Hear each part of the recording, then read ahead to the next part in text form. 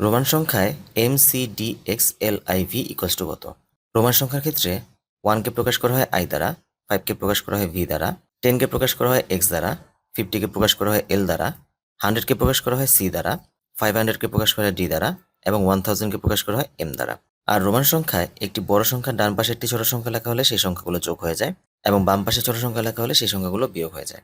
তো এখানে আমরা মানগুলো বসালে পাবো M মানে হচ্ছে 1000, C মানে হচ্ছে 100, D মানে হচ্ছে 500, X মানে হচ্ছে 10, L মানে 50, I মানে 1, V মানে হচ্ছে 5। তো এখন এখানে আমরা দেখতে পাচ্ছি প্রথম সংখ্যাটি হচ্ছে 1000, তারপর হচ্ছে 100, তারপরে আবার 500, অর্থাৎ বড় সংখ্যার পর ছোট সংখ্যা এসে তারপর আবার বড় সংখ্যা চলে এসেছে।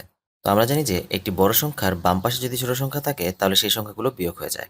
তো এখানে 500 এর বাম পাশে 100 থাকায় এরা বিয়োগ হয়ে যাবে এবং এই বিয়োগের কাজটি আগে করে নিতে হবে।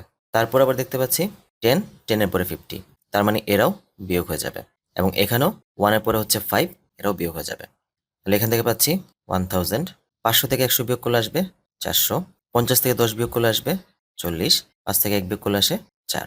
এখন সংখ্যাগুলো বড় থেকে ক্রমান্বয়ে ছোটোর দিকে গেছে, তার মানে এগুলো যদি যোগ করে দিই তাহলে আসবে 1444, দ্যাট মিনস 1444, অর্থাৎ কারেক্ট অ্যান্সার হচ্ছে গ।